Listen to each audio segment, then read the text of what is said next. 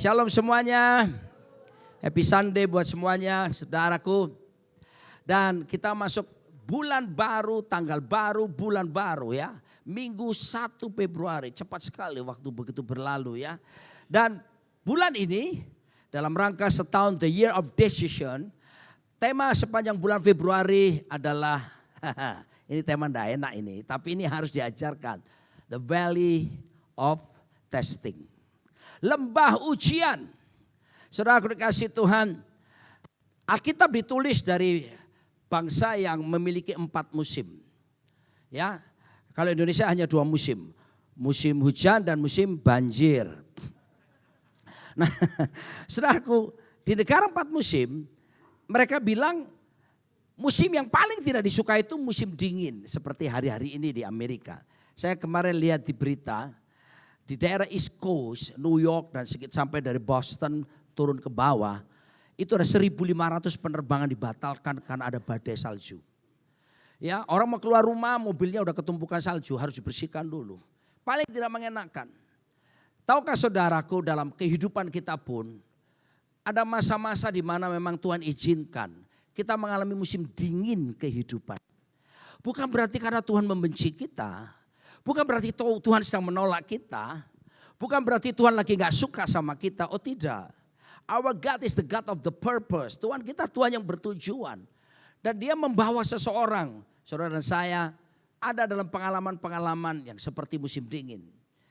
Alkitab menunjukkan bahwa ada pengalaman yang DNA itu disebut pengalaman padang gurun. Ya, padang gurun itu tentunya kurang air, panas di waktu siang, dingin di waktu malam, dan ada bahaya ular-ular yang beracun itu. Dan situasinya pasti tidak enak.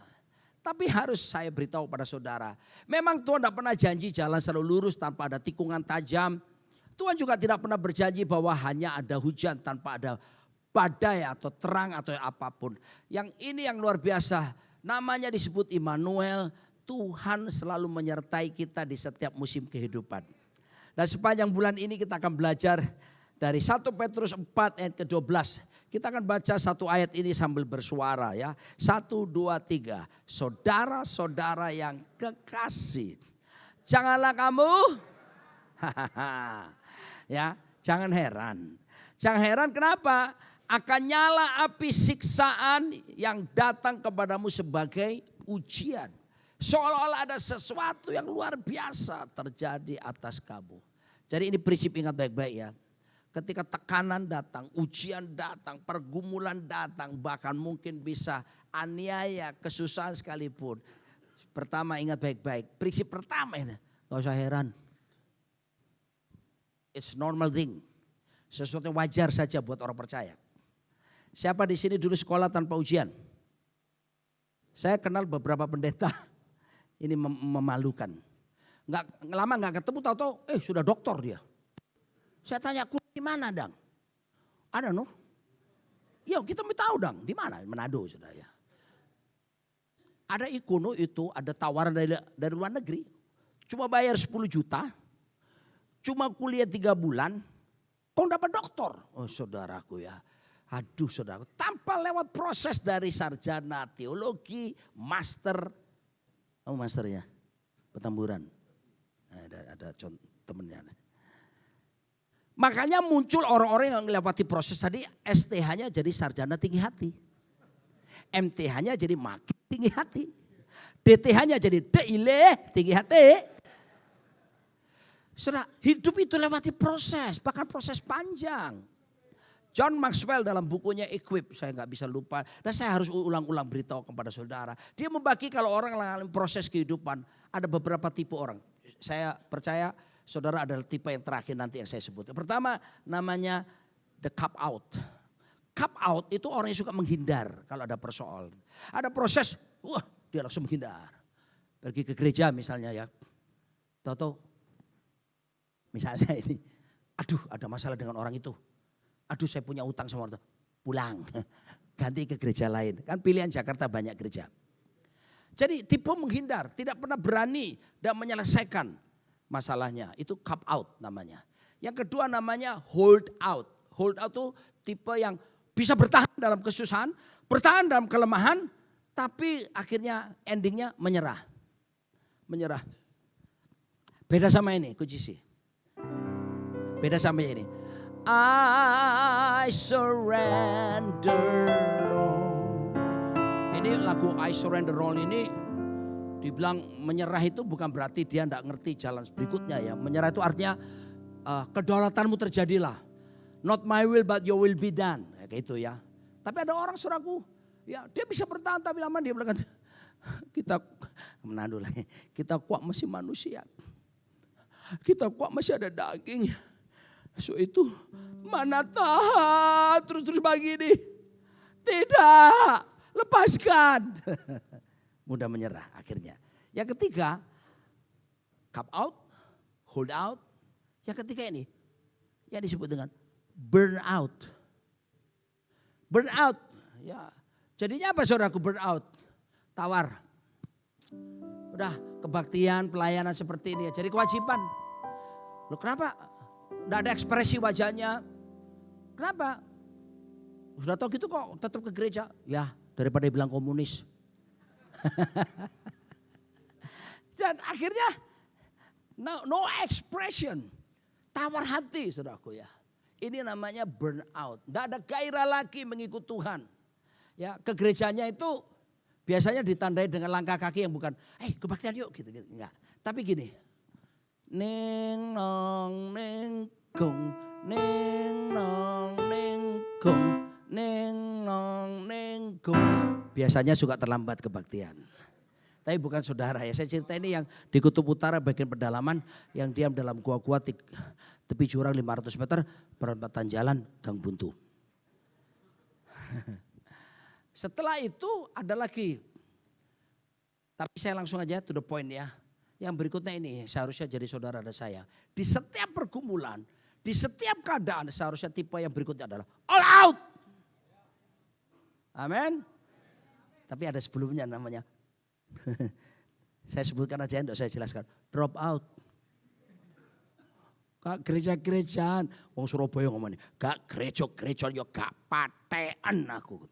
Udah. Gak Tuhan-Tuhanan juga gak apa-apa. Ada yang begitu saudaraku. Ya, tapi bukan di ruangan ini, Kutub Utara. Jadilah yang all out. Kasih tahu kiri kanan. All out brother, sister. All out. Apapun yang terjadi. Rame-rame rantas, malang-malang tuntas. Oke, keadaan boleh tidak seperti yang saya harapkan. Doa saya memang belum dijawab. Tapi aku akan berkata kepada diriku. Kepada Tuhan aku percaya dengan tidak ragu-ragu. Ayub itu saudara. In one day, in one moment, in his life. Tahu-tahu saudaraku, supaya saudara lebih terarah, saudara nggak usah buka, saya baca. Ayub 1 ayat 13. The same day, pada suatu hari ketika anak-anaknya yang laki dan yang perempuan makan-makan dan minum anggur di rumah saudara mereka yang sulung.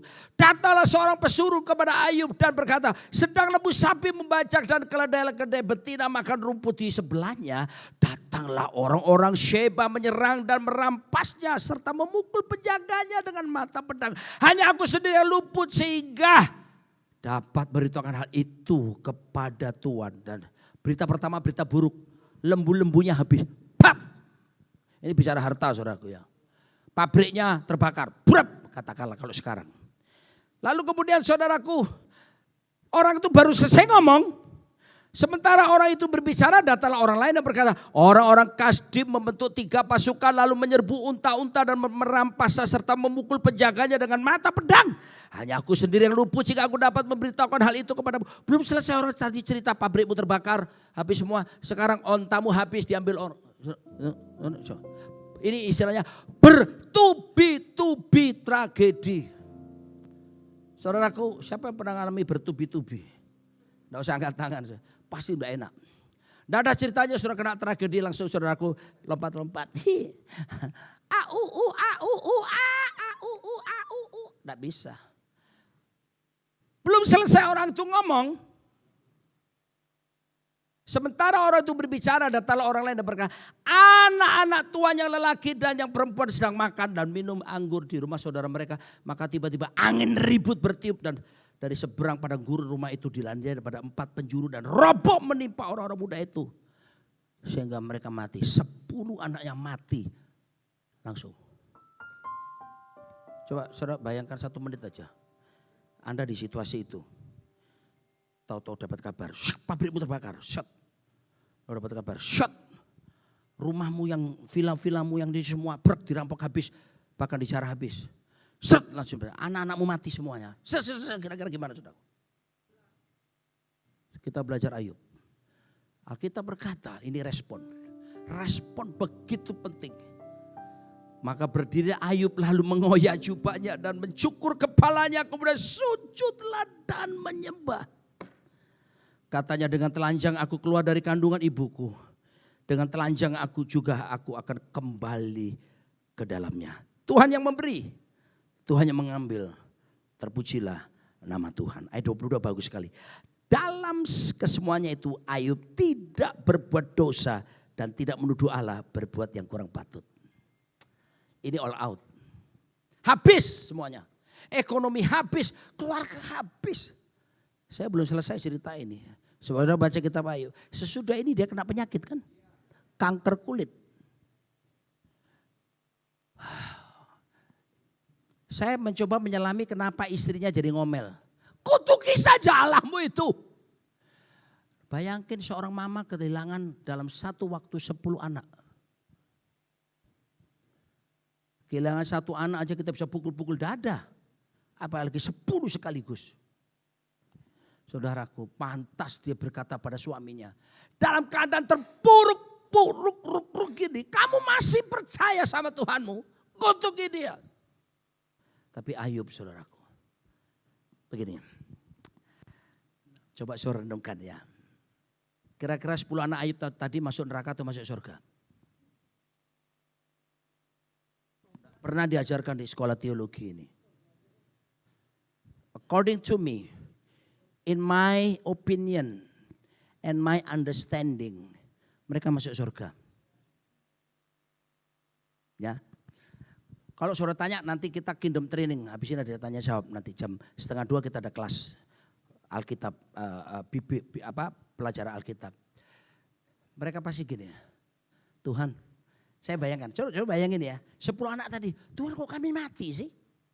Kok sampai rumah kami kebakar lalu roboh? Matinya nggak enak lagi. Sakit dulu kena tembok lah, kena kayu lah. Tuhan, kok bisa begini? Saya bayangkan, ini my imagination. Di surga Tuhan bilang gini, kan sekarang kamu gak sakit lagi. Kamu sekarang ada di surga.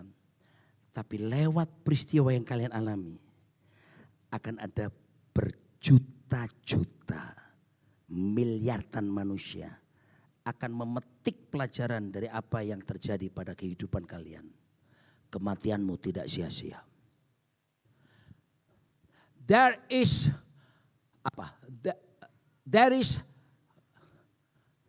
thorn before the throne. Selalu ada duri di balik takhta yang disediakan. The test before the testimony. Ujian ada, tapi ujungnya ada kesaksiannya luar biasa. The cross before the crown. Salib dulu, baru kemudian ada kemuliaan, ada takhta, ada mahkota yang disediakan. Sekarang kita akan lihat saudaraku dari seorang, jadi saya sedang bicara respon ya. Kita bicara lembah loh. Ya, beberapa saudara cerita sama saya, aduh Pak, saya kena scam Pak. Kok bisa kena scam? Enggak ya gitu aja Pak. 300 juta hilang. Padahal itu dipakai untuk modal usaha. Itu enggak enak kan pengalaman ini. Belum lagi ada beberapa saudara cerita, aduh Pak, apa yang saya perjuangkan selama ini Pak. Saya tunggu-tunggu, sudah keuntungan di depan mata Pak. Tiba-tiba proyek dibatalkan. Banyak hal yang terjadi di luar apa yang kita harapkan. Tahukah saudara, kadang-kala memang Tuhan izinkan, bukan dia benci saudara. Ayub berkata, tadi pagi saya baca ayat firman Tuhan Ayub berapa tadi pagi? Ayub 13. Jika sekiranya Tuhan menguji aku, maka aku akan timbul seperti apa? Emas. Mau pilih Kristen apa? I mean pure gold, not Mas Surabayaan. Mas Roni, Mas Hasibuan. Ini kan Hasibuan toh. Hah? Yang saya masukkan emas sungguhan. Saudara, jangan mau jadi Kristen yang model kayu. Kayu itu kalau kena api justru malah hangus. Tapi kalau emas, saudaraku, kena api semakin murni. Saudara sudah berkata, ngomong gak amin. Saya mengerti kok saudara. Tapi kita belajar satu orang namanya Paulus. Next slide. Paulus berkata, ini orang hebat saudaraku ya. Dia berkata, aku tahu. Ayo baca Filipi 4 ayat 12, 1 ayat dulu. 1, 2, 3. Aku tahu apa itu kekurangan. Dan aku tahu apa itu kelimpahan. Dalam segala hal dan dalam segala perkara tidak ada sesuatu yang merupakan rahasia bagiku. Baik dalam hal kenyang, baik dalam hal kelaparan, baik dalam kelimpahan maupun dalam hal kekurangan. Ayat 13. Segala perkara dapat ku tanggung dalam Dia yang memberi kekuatan kepadaku. Orang ini bisa ngomong begini karena lewati masa sulit saudara. Dia bilang gini, aku tahu kekurangan. Kata aku tahu, eido dalam bahasa Yunani, itu bukan cuma aku tahu. I do understand. Aku mengerti benar. Aku telah melihatnya. Aku ngalami sekarang. Aku gak bisa ngomong tok. Kadang-kadang kan kita kalau cuma ngomong tok itu ya gampang. Tapi ngalami itu lain. Tapi ketika dia mengalami, dia berespon dengan benar. Ini yang membuat saya kagum. Makanya saya ambil contoh ini. Apa yang dialami pertama? Kekurangan. Tapinoo dalam bahasa Yunani. Kata kekurangan ini jangan dipikir cuma masalah duit. Kurang makan atau apa. Ternyata dalam terjemahan bahasa aslinya, kata kekurangan ini mengandung makna yang pertama. Direndahkan. Siapa punya pengalaman direndahkan? Nggak ngaku saudaraku. Beta pernah direndahkan. Sudah rendah gini direndahkan. Saya satu kali diminta orang untuk berdiri ketika saya duduk di sebuah pertemuan. Saya minta Bapak Roni Daud Simeon untuk bangkit berdiri. Saya berdiri. Orangnya bilang gini, berdiri Pak. Loh sudah. Ya memang antar berdiri dengan tidak berdiri ketinggian saya sama. Saya direndahkan. Saudara, kalau hari ini ada beberapa saudara berkata, aduh kurang ajar. Gua direndahkan sama orang. Tenang saudaraku. Nanti saya akan tunjukkan respon yang benar gimana. Ini Rasul Paulus ngalami. Bayangkan saudaraku, dia pernah punya pengalaman karam kapal berminggu-minggu. Saya pernah, mama saya, mana mamaku ya? Mother. Oh mama saya ada di situ. Mama saya 87 tahun, tahun ini 88. Mama saya ini dulu ngajak saya sama papa saya masih saya kecil ke Manado. Karena kami orang Manado kan. Tapi karena kami orang yang tidak mampu, naik kapal Tampomas. Kelas deck. Do you know deck? Tidak ada kamarnya. Yang di ganggang itu loh. Bukan ekonomi sahat. Yang di jalan-jalan lorong itu kita bleber tikar di situ. Lalu saya, kakak saya, papa mama tidur di situ. Tampomas. Kena selat Makassar. Goyang saudaraku. Muntahlah beta. Muntah. Aduh saudaraku mumet saudaraku. Gak bisa lihat apa-apa saudaraku. Aduh tobat. Udah kelas dek. Gak ada AC-nya kan dek. Kipas. Papung oil. WC jauh. Saudaraku. Itu paling 2-3 jam ombak gini. Paulus berminggu-minggu. Tanpa makan. Paulus punya pengalaman disesah. Dihajar dicambuk 40 kurang 1 pukulan. Dihajar tentara Romawi. Dirajam batu sampai dikira mati. Udah dikira mati. Berarti memang batu ya. Lempar batu bukan onde-onde. Bukan dilempar klepon. Kalau saudara dilempar klepon, istriku akan berkata, out. Dia doyan klepon. Batu. Dan dia jatuh. Saya yakin berdarah-darah dan orang mengira mati. Dan ternyata dia masih hidup. Pengalaman mau dibunuh sampai dia harus keluar dari kota lewat tali yang dibuang di dilempar oleh murid-muridnya dan harus dilarikan. Singkat cerita, pengalaman ketemu binatang buas, belum lagi difitnah, direndahkan. Dan pengalaman berikutnya ini, kata kekurangan ini, tapinoo dalam bahasa Yunani artinya dipermalukan. Siapa punya pengalaman dipermalukan oleh orang lain? Saya nggak perlu khotbah hari ini sebetulnya, tidak ada yang ngaku tuh. Semua baik-baik saja. Beta pernah dipermalukan. Singkat saja. Jadi saya bersaing dengan kakak kelas saya. Dulu sebelum bertobat nih nakal. Kecil gini, kecil tendangannya gitu kan. Jadi saya mencintai, menyukai cewek kakak kelas. Gitu ya di sekolah dulu. Lah cewek yang sama ini disukai teman kelasnya juga. Yang kakak kelas saya juga. Bersainglah kami kan. Walaupun aku adik kelas, caranya gue ngerti menaklukkannya kan. Tapi ketika saya berusaha mendekat saudaraku, kakak kelas saya yang saingan saya tadi marah sama saya. Di depan cewek itu dan teman-teman cewek yang lain. Dia di depan saya bilang, Rai, ayo kita duel saja. Demi mendapatkan perempuan itu, saya diajak duel. Cowok itu lebih tinggi dari saya dan lebih besar dari saya. Beda 1 tahun di atas saya memang. Tapi setelah itu dulu sampai sekarang saya tidak ada perubahan ke atas, hanya ke samping dan ke depan.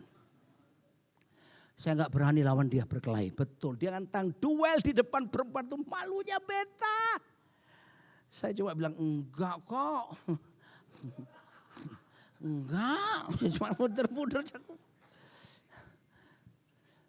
Pulang saya membara kemarahan. Tapi saya nggak bisa buat apa-apa. Saya nggak punya teman geng yang bisa saya ajak pukul dia. Nggak ada, single fighter. Tapi kemudian saya punya cara.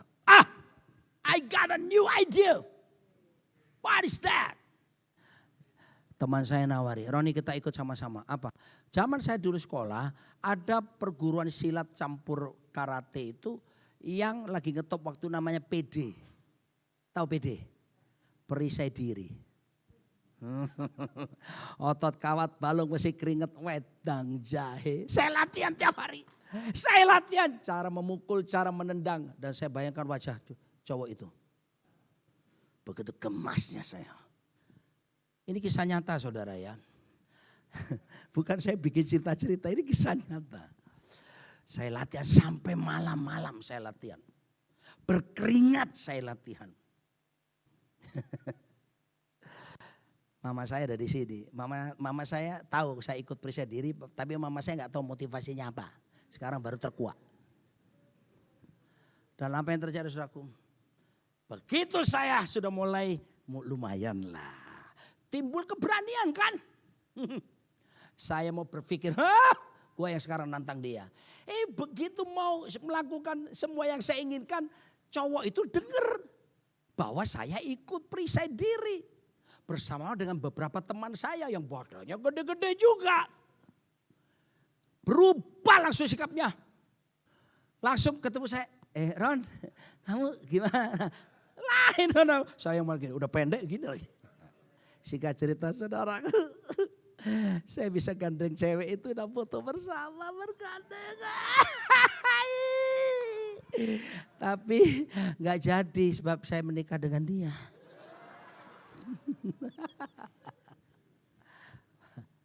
Dipermalukan, itu tidak enak.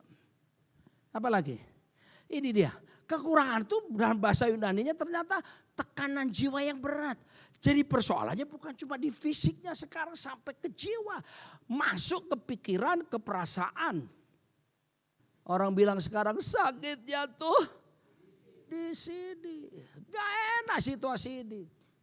Ini bisa mengalami keadaan sampai saudaraku kepikiran sekali sampai akhirnya stres. Tekanan jiwa loh. Sulit jadinya tersenyum. Paulus pernah mengalami situasi-situasi yang sulit. Hari ini saya mau berkata, bukan Tuhan membenci kamu. Bukan Tuhan menolak kamu. Tuhan sedang merencanakan sesuatu luar biasa dalam kehidupan kamu. Kuatkan. Kuatkan dan teguhkan hatimu. Be strong in the Lord. Firman Tuhan berkata ketika Daud diserang, istri anak-anaknya diculik, diambil, disiklak. Alkitab berkata, Daud menguatkan iman percayanya kepada Tuhan. Ayub juga begitu tadi. Berespon benar. Tinggalkan persungut-sungutan, saudaraku. Apa Tuhan? Saudara tahu, ini saya buka aja ya. Kata bersungut-sungut dalam bahasa Ibrani mengandung makna ini. Mengkudeta Tuhan dan menyuruh raja di takhta turun takhta. Saya ulangi. Bersungut-sungut itu mengkudeta Tuhan dan menyuruh sang rajanya turun takhta.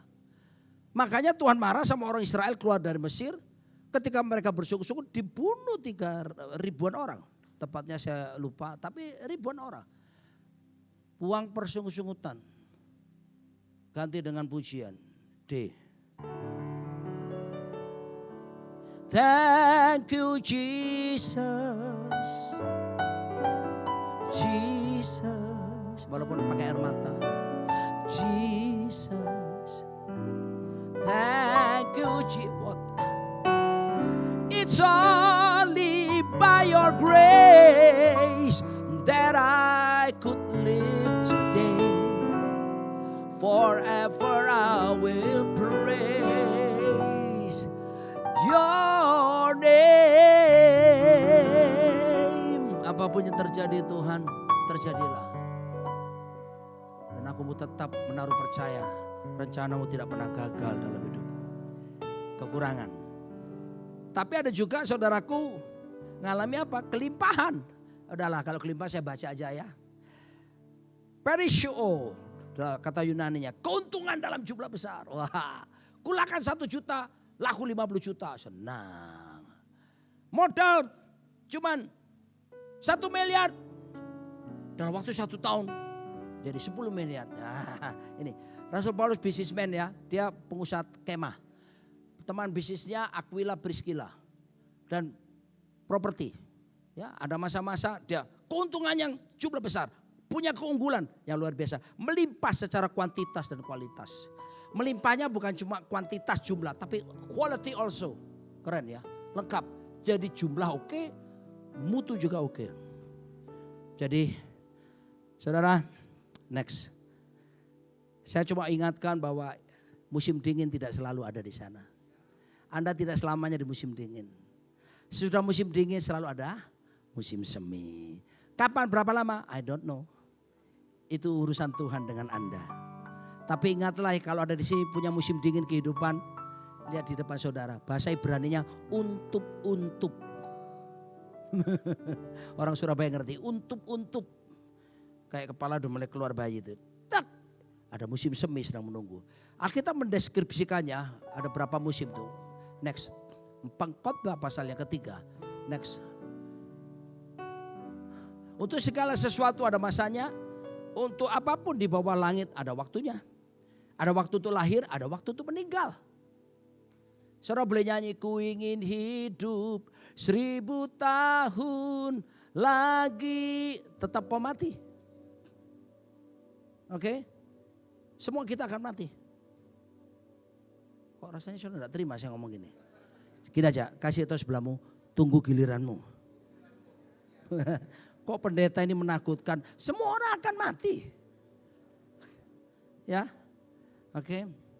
Lalu ada waktu untuk mencabut, ada waktu untuk menanam, mencabut yang ditanam. Ada waktu untuk membunuh, ada waktu untuk menyembuhkan, ada waktu merombak, ada waktu untuk membangun, ada waktu menangis, ada waktu untuk tertawa, ada waktu untuk meratap, ada waktu untuk menari. Semua ada musim-musimnya, sudah. Dan Tuhan membuat indah segala sesuatunya pada waktunya. Next lagi. Tapi di tengah keadaannya sulit itu, next, saya harus ingatkan kepada saudara, pencobaan yang kita alami, next, tidak pernah melebihi kekuatan kita. Next. Ya, kata kutanggung dalam bahasa Yunaninya iskuo, artinya berkesanggupan. Percaya di tengah keadaan yang sulit, Tuhan akan memberi kekuatan, kesanggupan untuk menghadapinya. Saudara tidak dibiarkan sendirian. Anda diberi kekuatan, memiliki kekuatan untuk mengatasi semua hal yang diizinkan terjadi. it could happen to everybody. Hari ini mungkin kita bisa tertawa, tapi ada waktunya bisa menangis. Tapi tengah kamu menangis itu pun, Tuhan kasih kekuatan untuk kamu sanggup mengatasinya. Saya akan baca ayat-ayat yang terakhir, setelah itu gantian pacar saya akan menyampaikan firman. 1 Korintus 10 ayat 13, next slide. Percobaan-percobaan yang kamu alami ialah percobaan, katakan percobaan yang biasa. Kita yang menganggapnya luar biasa. Perspektif firman Tuhan biasa itu. It's a normal thing. Gak usah heran. Yang tidak melebihi kekuatan manusia. Sebab Allah setia dan karena itu Ia tidak akan membiarkan kamu dicobai melebihi kekuatanmu. Pada waktu kamu dicobai, Ia akan memberikan kepadamu jalan keluar. Sehingga kamu dapat menanggungnya. Amin. Selalu ada jalan keluar kok. Makanya bertekunlah di dalam kitab suci. Dan terus minta pimpinan Roh Kudus dalam hidupmu. Pasti ada jalan keluar. Karena firman menjanjikannya. Kata kekuatan dalam bahasa Yunani adalah pada waktu kamu dicobai akan memberikan kepadamu jalan keluar sehingga kamu dapat menanggungnya. Endunamu yang menguatkan, meningkat dalam kekuatan, memberdayakan. Ayat terakhir 2 Korintus 4 ayat 17 sampai 18. Saya panggil istri saya ke sini dulu. Ini tadi sudah saya baca. Kita baca ayat 17 ayat terakhir ini ya di belakang saya. 1, 2, 3. Sebab penderitaan ringan yang sekarang ini mengerjakan bagi kami kemuliaan kekal yang melebihi segala-galanya. Jauh lebih besar daripada penderitaan kami. Sebab kami tidak memperhatikan yang kelihatan. Melainkan yang tak kelihatan. Karena yang kelihatan adalah sementara. Sedangkan yang tak kelihatan adalah kekal. Saudara percaya yang kelihatan itu sementara? Kalau enggak percaya gini. Duduk aja di ruang kebaktian ini, jangan pulang. 2 jam kemudian biar aja Anda di sini. Anda akan duduk sendirian di ruangan ini. Semua berubah, semua sudah pulang. Jadi Alkitab cuma mau bilang, semua yang terjadi ini sementara kok. Kamu harus berpikir bahwa ada beyond. Ada yang disebut yang tak kelihatan ini. Kemuliaan kekal disediakan oleh Tuhan bagi kita. Jadi penderitaan yang saudara alami kesulitan tidak sebanding dengan kemuliaan hebat yang sedang menunggu kita di depan mata kita di sana. Kuatkan teguhkan hati saudara dan percayalah bersama Yesus kita akan cakap mengalaminya. Sekarang isi saya akan sharing mengalami testing di tengah keluarga. Silakan saya. Jadi yang dari pihak saya kita akan bicara tentang bagaimana keluarga. Sorry dia agak sedikit flu selama berapa hari ini jadi agak merdu. Kamu flu malah merdu loh suaramu saya. Bukan berarti harus flu terus kan ya. Enggak, jangan. Next kan langsung aja. Next kan, jadi keluarga pun tuh pasti ada musim-musim kehidupannya. Kenapa kami duet Bapak Ibu? Karena dari pihak kita rindu untuk membahas bagaimana sekarang respon secara keluarga berdua. Yang pertama kita lihat next kan aja. Abraham Bapak Ibu. Jadi ada beberapa respon keluarga. Seharusnya kalau namanya keluarga berarti dua-dua ngalami hal yang sama. Menimpa keluarga dalam artian hal tersebut sudah menikah bukan. Nah sekarang kita lihat Abraham. Dalam Kejadian 12 atasnya ayat yang pertama kita pelajari bahwa Tuhan tuh memanggil Abraham. Jadi kalau kita belajar pertama kali Tuhan memanggil Abraham di Kejadian 12. Tuhan berkata kamu keluarlah, pergilah dari keluargamu, dari sanakmu, dari bapakmu. Aku akan menuntun kamu. Jadi titik pengenalan Abraham dengan bapaknya di dalam Kejadian 12 itu. Berarti di situ kita melihat bahwa Abraham itu sudah mengenal. Dia ngerti, dia mendengar suaranya Bapak Allahnya dan dia taat. Nah kemudian kita masuk ke dalam ayat yang selanjutnya dikatakan ketika kelaparan timbul di negeri itu, pergilah Abraham ke Mesir untuk tinggal di situ sebagai orang asing. Sebentar Bapak Ibu ya. Abraham sebagai seorang suami dia ngambil keputusan. It's okay Bapak Ibu karena memang lagi dalam kondisi kelaparan. Bapak Ibu karena setiap kita pasti punya perasaan. Ketika kita ngalamin masalah, juga Tuhan mengerti perasaan kita kok. It's okay kamu merasa sedih, merasa takut, rasa kamu jengkel.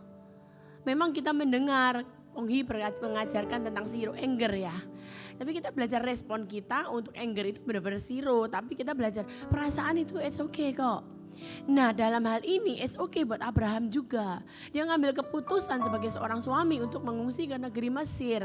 Tapi Bapak Ibu yang salah dari seorang Abraham adalah kita baca lagi bersama-sama. Sebab hebat kelaparan di negeri itu. Pada waktu ia masuk ke Mesir, berkatalah ia kepada Sarai istrinya, memang aku tahu bahwa engkau adalah seorang perempuan yang cantik parasnya. Apabila orang Mesir melihat engkau, mereka akan berkata, itu istrinya. Jadi mereka akan membunuh aku dan membiarkan engkau hidup. Katakanlah bahwa engkau adikku, bohong ya. Supaya aku diperlakukan mereka dengan baik karena engkau, dan aku dibiarkan hidup oleh sebab engkau. Nah saya masuk lagi ke atasnya Bapak Ibu, kita lihat bahkan 2 kali ditulis bahwa kelaparan itu sangat hebat. Jadi memang kondisi benar-benar krisis keluarga Bapak Ibu. Bapak Ibu mungkin di sini pernah ada juga jemaat yang bilang, Pak kondisi keuangan begitu sulit, gaji gak cukup. Jadi memang Tuhan tuh mengerti, memahami, it's okay dia ngungsi ke Mesir. Tapi yang salah dari respon Abraham adalah apa? Pas siang hari ini kita belajar tentang apa? Respon. Perasaan itu it's okay. Jadi katakan kiri kananmu, perasaan it's okay. Perasaan sedih it's okay. Marah bisa okay. Ya. Tapi gini loh, itu sejenak, bukan keluar dalam respon kita yang salah Bapak Ibu. Ya. Nah kemudian apakah yang terjadi? Gini loh, gini. Bapak Ibu coba ya kita berpikir semuanya. Kira-kira kalau dia tahu bahkan ngungsi ke Mesir, dia tahu nggak sebelumnya bahwa resiko istrinya bakal diambil karena istrinya cantik itu ada nggak? Ada. Sebelum dia pergi, ada. Tapi siapa yang ngambil keputusan yang nyuruh dia pergi ke Mesir? Dia sendiri Bapak Ibu. Ini adalah decision yang salah. Kita bicara tahun ini adalah tahun mengambil keputusan. Kamu bisa aja ngambil keputusan, tapi Abraham ini sudah tahu bakal ini salah, tapi dia nekat ngambil keputusan yang salah Bapak Ibu. Orang dia memang tahu istrinya cantik. Oke. Nah sekarang yang maaf ya dalam hal ini, karena Abraham bagaimanapun juga adalah bapak orang beriman. Tapi sempat semusim dalam kehidupannya, maaf ya, dia ngejual istrinya loh Bapak Ibu. Dia kurang ajar loh Bapak Ibu. Dan dia lakukan 2 kali. Kita baca sama-sama yang merah di bawah. Supaya aku diperlakukan mereka dengan baik. Karena engkau justru dia mau terima perlakuan yang baik karena istrinya cantik. Yang kedua adalah momen di mana Abimelek. Nah, saya tanya ya, saya sama Bapak Ibu semuanya ya. Abimelek itu sudah sempat memperistri Sarah belum? Belum. Ayo jawab Bapak Ibu. Abimelek. Maksudnya sudah sempat meniduri belum? No, bukan. Pertanyaan saya adalah sempat ngambil jadi istrinya belum? Oh, kalau sempat. Dan yang kurang ajarnya lagi, di dalam kisah Abimelek, semua mahar yang diberikan oleh raja diterima. Makanya firman Tuhan berkata, supaya aku diperlakukan baik. Kan dia lagi dalam kondisi lapar. Jadi dikasih segala sesuatu diterima. Kurang ajar banget gak Bapak Ibu? Nah pertanyaan selanjutnya adalah, apakah Sarah ditidurin gak sama Raja Abimelek? Simpan jawaban ini, nanti kapan-kapan kita bikin seminar keluarga. Nah tapi kalau Bapak Ibu penasaran, carilah dalam kitab, semua ada jawabannya dalam Alkitab. Cuman kita mau belajar gini loh Bapak Ibu, ketika ngalami masalah yang seharusnya suami istri itu sepakat, tapi yang ada adalah Abraham melemparkan tanggung jawab pada pasangan. Dan di situ dikatakan, dan aku dibiarkan hidup oleh karena engkau. Karena apa? Dia takut mati Bapak Ibu. Oke, pelajari Bapak Ibu ya, setiap orang itu pasti punya titik kelemahan. Betul. Nah kita harus waspada. Abraham dia taat. Abraham dia peka mendengar suara Tuhan. Tapi dia benar-benar takut pada kematian. Oke ya, jadi waspada setiap kita. Yang kedua, saya gak lama. Takut mati tapi gak takut kehilangan istri. Itu Abraham. Next kan lagi yang kedua, ini next kan lagi udah aja. Nah Ayub Bapak Ibu, tadi seperti Pak Roni jelaskan, kalau saya nih dari istrinya Ayub, pastinya kita juga akan meraung-raung. Oke lah harta benda Bapak Ibu. Ini anak. 10 loh Bapak Ibu. Ini anak loh. Maka tadi saya bilang sama Cik Juli, kita bisa gila. Kalau anak 10, ini bukan anak bayi. Bukan anak kecil, bukan anak remaja. Ini anak gede-gede Bapak Ibu, bisa gila. Tapi yang kita belajar dari responnya apa? Gini loh, respon pertama, Sarah sama Abraham enggak sepakat. Abraham menyalahkan Sarah. Respon kedua kita belajar, memang kamu sakit, memang kamu rasa sedih, memang kamu grieving. Tapi kita belajar dari responnya istrinya Ayub apa? Dia bahkan bilang mati kamu aja. Dia suruh ngutuki Allah. Dan dia maaf ya bahasa Jawa paling enak ya, mateo sana kamu. Gitu. Nah next kan lagi saya gak lama. Nah selanjutnya kita lihat dan belajar. Jadi yang pertama saling menyalahkan. Yang kedua tadi sebentar saya belum bacakan poinnya. Yang tadi bicara Ayub. Yang pertama melempar tanggung jawab. Yang kedua saling menyalahkan. Tapi kita belajar dari Priskila dan Aquila. Bapak Ibu kita kan selalu membaca hal baik dari Priskila Aquila.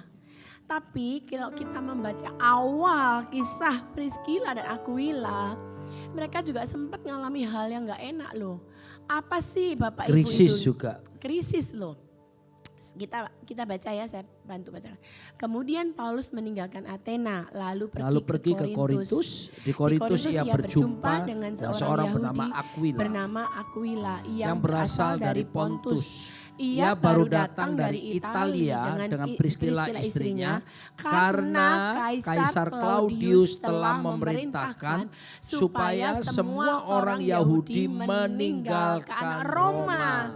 Jadi Bapak Ibu kalau membaca Priskila Aquila yang lengkap. Selama ini kita membaca mereka adalah teman pelayanannya Paulus yang mendukung Paulus. Tapi mereka sempat mengalami krisis semusim dalam hidup mereka. Karena mereka harus hijrah, mereka harus ngungsi. Diusir. Meninggalkan Roma.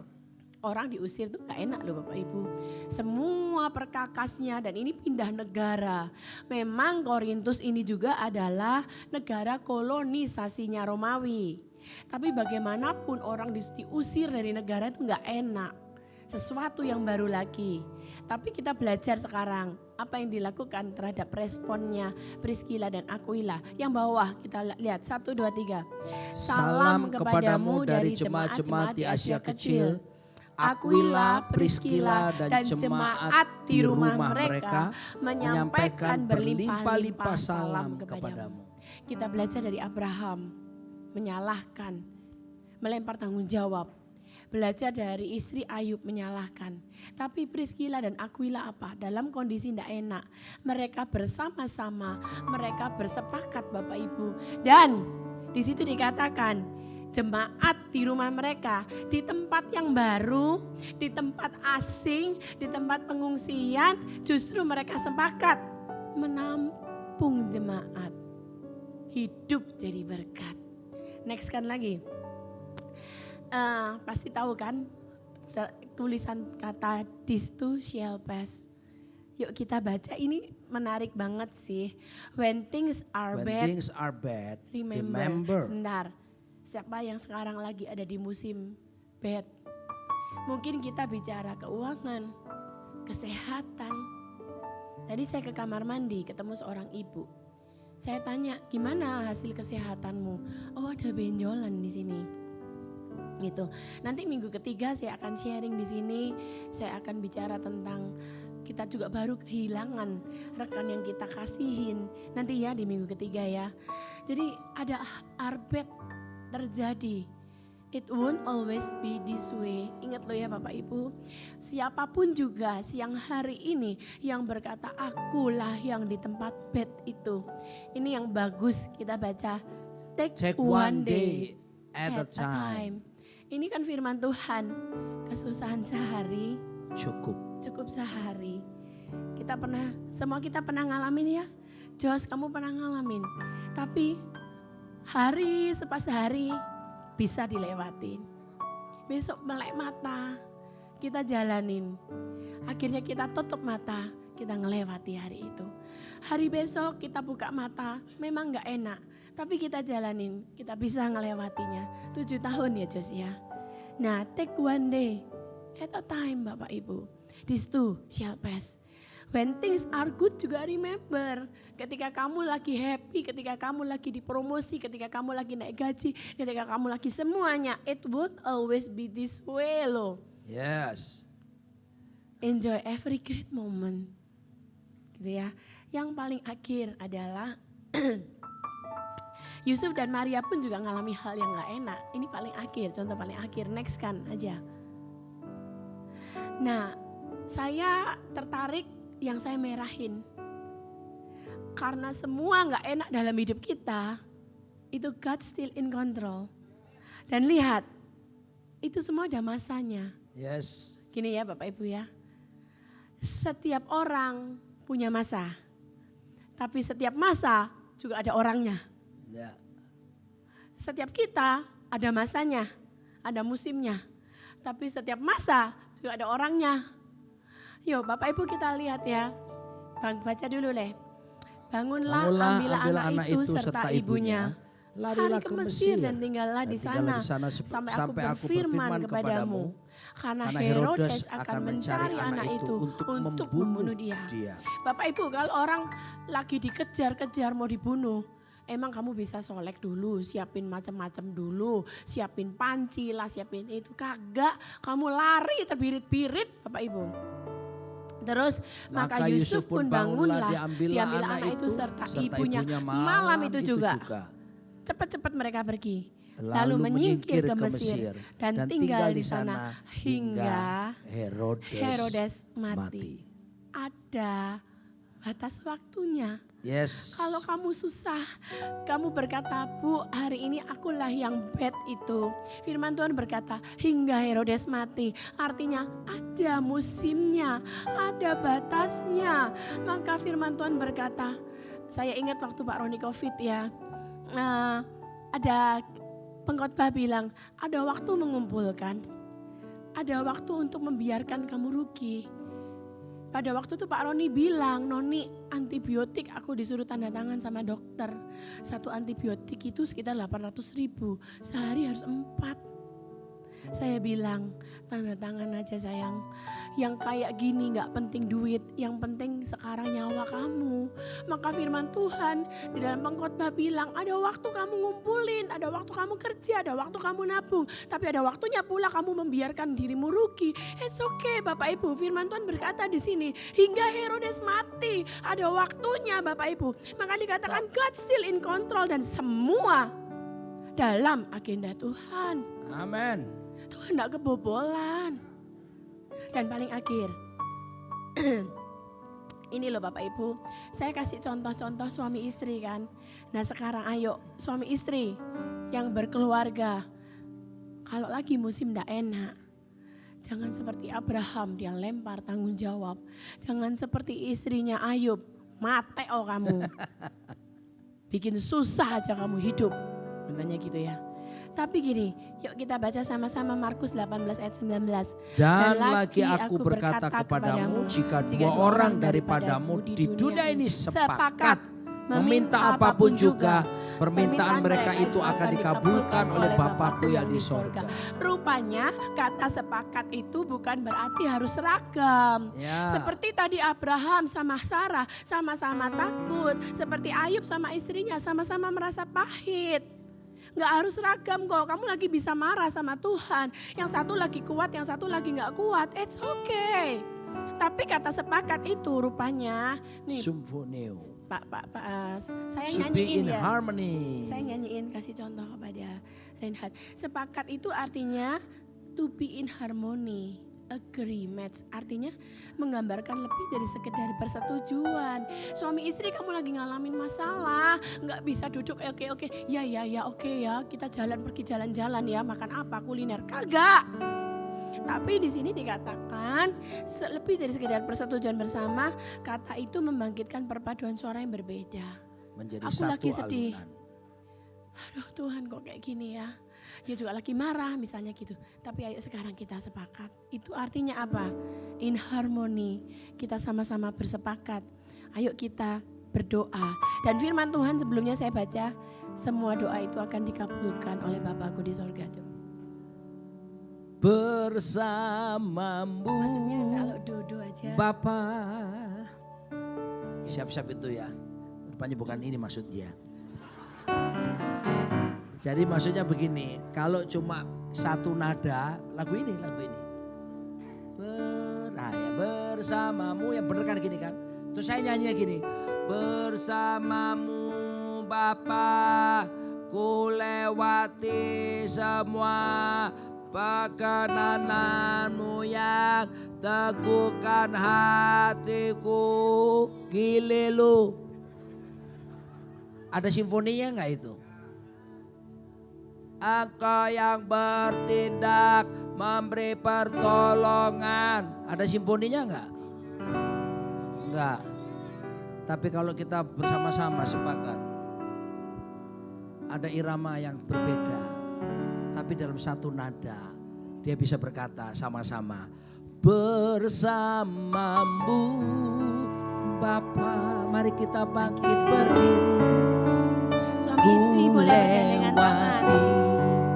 Semua suami istri gandeng pasanganmu. Perkenananmu yang